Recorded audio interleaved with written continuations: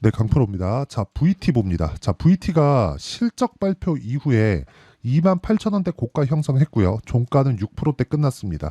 자, 실적 발표가 잘 나오긴 잘 나왔는데 고가에서 매물도 조금 나왔다고 볼 수 있죠. 자, 근데 한 가지를 알고 계셔야 되는 게 사상 최고가입니다. 그리고 사상 최고가를 작년 23년도에도 만들어냈는데 올해 또 갱신을 했어요. 왜 그럴까요? 실적이 좋아졌기 때문에 그렇습니다. 자, 내용 보시면 210억의 이익이 잡혀 있죠. 근데 이것보다 더 잘 나왔습니다. 여기 E라고 되어 있는 건 예상치입니다. 예상치. 그리고 P라고 붙어 있으면 확정치라고 보시면 됩니다. 실적부터 한번 보시고 가시죠. 자, 여기 보시면 매출 3개월 1018억입니다.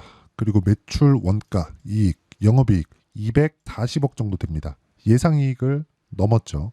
아쉬운 건 매출이 예상만큼 나오지는 못했습니다. 매출이 1,055억으로 잡혀 있는데 실제 매출이 1,018억으로 나왔어요.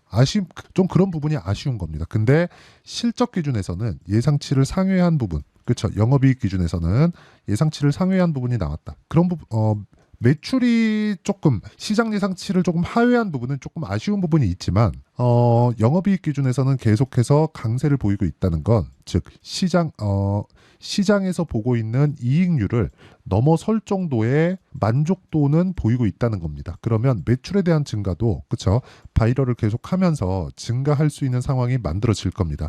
이런 부분을 뛰어넘는 종목이 있죠. 그게 실리콘2예요. 실리콘2 같은 경우에 보면 자, 실리콘2 자, 내용 봅니다.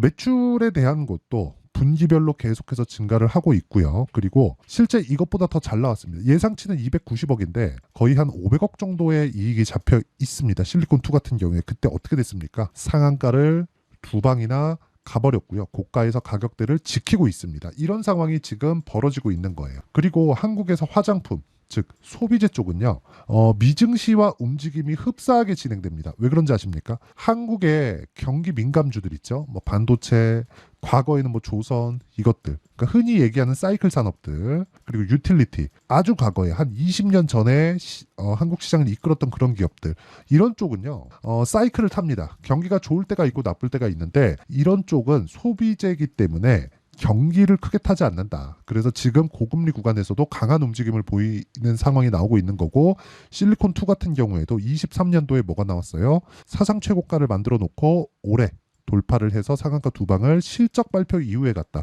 한국 시장 같은 경우에 실적 발표 이후에 주가가 떨어집니다. 왜? 사이클을 타기 때문에 실적 피크다.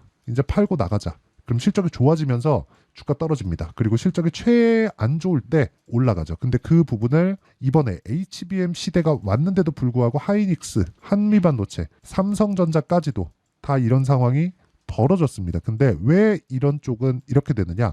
미증시를 보면 돼요. 미증시는요, 실적 발표해서 잘 나왔으면 올라갑니다. 물론 거기서 한 가지 변수가 있어요. 예를 들어서 이번에 1분기 실적이 나오니까 2분기에 대한 전망치도 함께 발표를 합니다. 미국 증시에서는.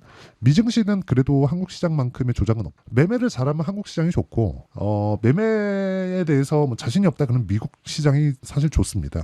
근데 일단 미증시는 세금이 한 20% 이상이 되니까 한국 시장으로 매매하는 게 지금은 좋습니다. 뭐 금투세가 어떻게 뭐 결과가 나올지 모르겠지만 금투세가 진행되기 전까지는 한국 시장을 매매하는 게 낫고, 하지만 한국 시장을 매매하려면 내가 가격대가 먼저 반영하는 그 구간에 대해서 철저하게 이해를 하는 게 중요합니다. 자, 그래서 실리콘2를 포함해서 뭐 VT 같이 그쵸? 소비재들, 화장품들, 지금 이쪽은요 어떤 상황이 나오고 있습니까? 자, CJ도 한번 볼게요. CJ. 자, CJ도 계속해서 뭐가 나와요? 강세 종목, 저 강세 구간, 최고가를 돌파한 그런 상황이 있습니다. 그런 상황이 나오고 있는 거예요. 소비재 쪽만. 실적 발표가 잘 나오고 있고, 실적 발표 전에 신고가를 이미 만들어 놨지만 추가적으로 돌파하는 그런 상황이 나오고 있다는 건 무슨 얘기입니까, 이게? 미래 가치를 주식시장이 반영하고 있다. 하지만 한국 시장의 특성상 사이클을 타지 않는 유일한 산업군이 화장품 쪽이라는 겁니다. 그러면 이쪽에서 앞으로 매출에 대한 증가분에 대한 기대감이 나올 수 있다는 거예요. 그렇죠? VT 같은 경우에. 그래서 지금 같은 경우에는 VT. 자, 실적 발표 이후에 고가에서 매물이 조금 나온 건 맞아요. 매출이 약간 좀 기대한 것보다 못 나왔어요. 하지만 화장품 쪽에 대한 시세 그리고 반도체 쪽에 지금 계속 강하고 있죠. 근데 강한 만큼 가격 부담이 있겠죠. 반도체 사이클도 계속되는 건 아니겠죠.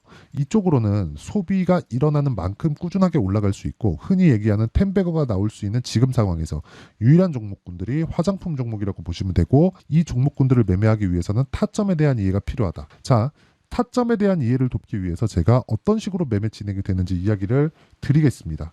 이 내용 보시면 알 수 있는데 자 내용 보세요. 올라가는 구간에서 꾸준하게 매매하죠. 가격이 먼저 반영한다는 겁니다. VT, 실리콘2 모두 동일해요. 뭐가 나왔어요? 신고가 이후에 주가 상승이 나왔다. 그랬을 때 고가 돌파하는 구간에서 내가 매매하는 구조를 꾸준하게 갖춰가고 있다. 이런 상황이 지속된다는 거고 그리고 뭐 다른 종목을 보더라도 마찬가지입니다. 지금 VT 얘기하고 있으니까 VT도 어때요? 올라가는 구간에서 계속해서 매매를 하고 있다. 그쵸? 올라가는 구간에서 매매를 하지 않으면 꾸준하게 수익을 볼 수 있는 환경이 만들어지지 않습니다. 그쵸? 그리고 이런 내용을 제가 여기 소통방에서 모두 공유하고 있습니다. 자, 내용 보시면 그래요. 삼성중공업, 일진전기, 대원전선 전부 다 장시작 전에 나가죠. 5월 13일 장시작 전, 장시작 전, 장시작 전 어떻게 움직였는지 신고가 종목들을 다 매매하는데 삼성중공업, 그쵸? 아직까지 제가 매매 과정 중에 있는 종목들입니다. 어떻습니까? 올라가는 구간에서 꾸준하게 매수를 하고 있죠. 자, 근데 매도한 종목분들도 보면 일진전기 어때요? 올라가는 구간에서 매매를 하고 이런 상황을 지속적으로 만들어 갑니다. 그랬을 때 시세가 위쪽으로 가는 거예요. 그 밑에 대원전선. 자, 대원전선도 보면 어때요? 올라가는 구간에서 매매를 했을 때 13%, 24% 이런 정도의 상황이 계속 나오고 있다. 그래서 우리는 매매하는 과정에서 가격을 파악하는 게 이렇게 중요하고 VT를 포함해서 그쵸? 다른 신고가 종목군들의 실시간 타점을 제가 여기 소통방에서 무료로 공유하고 있으니까 구독과 좋아요 눌러주시고요. 상단에 있는 전화번호로 구독 또는 10억이라고 문자 보내주시면 제가 여기 소통방 입장 링크를 이 번호로요. 문자 보내주시는 번호로 공유해 드리도록 하겠습니다. 자, 그러면 제가 왜 이런 종목군들을 매매하는지 그 내용부터 이야기를 다시 드릴게요. VT 같은 경우에는 실적이 좋아지는 부분을 애초에 그쵸? 제가 실제 실적도 보여드렸죠. 애초에 성장성은 나온다. 그게 시장 예상치에 잡혀 있었다. 그렇기 때문에 올라가는 구간에서 뭘 만들었어요? 실적 발표 전에 뭐가 나왔어요? 신고가를 만들었다. 하지만 매출이 기대 이하로 발표가 됐. 그쵸? 근데 실적이 만약에 피크를 찍었잖아요. 그럼 주가 빠지겠죠. 실적이 예상치를 매출단에서 소폭 하회했다는 건 뭐 마케팅이나 그런 부분을 늘렸을 때 추가적으로 좋아질 만한 내용이 있다는 거고 이익 구조가 저만큼 형성이 되어 있다는 건 우리가 뭘 봐야 되는 겁니까? 고객들의 만족도는 높다. 그런데 유일하게 사이클 산업이 아니다. 실적 피크가 나오더라도 그쵸? 실적 관련돼서 실적 피크에 대한 부분을 걱정할 필요가 없다는 겁니다. 하지만 실적에 맞춰서 움직이는 종목군들, 그렇죠? 실적 발표가 나온 이후에 떨어지는 종목군들이 있습니다. 예를 들어서 삼성전자 같은 경우에도 사이클을 타다 보니까 고가의 피크 딱 찍고, 그렇죠? 주가가 빠지기 시작하면 실적이 계속 좋아집니다. 그렇죠? 실적이 좋지 않을 때 주가 먼저 올라와 버렸으니까 앞으로 사이클을 탄다는 계산이 쓰는 거죠. 하지만 VT 같은 경우에는 그렇죠? 미증시와 움직임이 같다고 말씀드렸고 이 구간에서 우리가 타점을 잡아야 된다고 이야기를 드렸습니다. 하지만 실적 발표도 됐고 매출이 약간 부진하지만 이런 부분은 뭐 마케팅이나 그런 부분에 대한 내용이 더 필요하다. 추가적으로 성장할 부분이 있다. 그렇기 때문에 우리는 조정은 조금 나올 거예요. 이틀에서 3일 정도 예상하고요. 이틀에서 3일 정도의 구간 동안 우리가 타점을 잡아야 되는 부분이 필요하다. 그리고 타점에 대한 부분은 제가 여기 소통방에서 다 공유를 하고 있고요. 전부 다 신고가 종목군들만 매매를 합니다. 그리고 이 내용에 대한 부분은 상단에 있는 전화번호로 구독 또는 10억이라고 문자 보내주시면 제가 소통방 입장 링크를 다 무료로 공개를 해드리도록 하겠고요. 그리고 신고가 종목만 공략하기 때문에 VT에 대한 내용도 당연히 포함이 됩니다. 하지만 이렇게 가격을 잡는 원리가 있겠죠. 그 원리에 대한 부분은 여기 VT의 가격과 단기 보유 전략. 단기는 2주입니다. 2주 동안 손절할 수도 있어요. 그런데 손절을 하더라도 내가 신고가 종목에서 손절을 해야 된다는 겁니다. 그렇죠? 여기서 2주 아니라면 내가 치명적인 손실은 없습니다. 왜? 신고가 종목이기 때문에. 신고가 종목 뭐가 들어와요? 돈이 들어와요. 돈이 들어오는 구간에서는 내려갔을 때 탄탄한 매수세가 유지가 됩니다. 그런 부분에 대한 이해를 하려면 그쵸? 꾸준하게 내가 강세 종목군들을 매매를 해야 되지만 강세 종목군들의 변동폭이 크기 때문에 그 변동폭을 이해하기 위해서는 단기 보유 전략에 대해서 파악해야 되는 부분이 필요하다. 그리고 무엇보다 최근에 VT의 변동성이 크기 때문에 VT의 실시간 타점을 제가 문자로 공유를 해드리도록 할 테니까 구독과 좋아요 눌러주시고요. 상단에 있는 전화번호로 VT라고 문자 보내주시는 분들에 한해서만 제가 단기 보유 전략 그리고 실시간 타점을 문자로 공유를 해드리도록 하겠습니다. 어떻게 매수를 해야 되는지 어떤 종목을 공략해야 되는지 그리고 혹시 손절해야 된다면 어떤 구간에서 내가 손절을 해야 되고 확인하는 과정은 어디까지인지 그게 중요하다고 이야기를 드린 거고